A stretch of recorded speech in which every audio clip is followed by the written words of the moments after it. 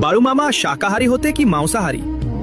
हा प्रश्न आजही अनेक भक्तांच्या मनात आहे आणि याचं उत्तर ऐकून तुम्हालाही आश्चर्य वाटेल. बाळूमामांची आहार शुचिता. 1941 साल, महाशिवरात्रीचा पवित्र काळ.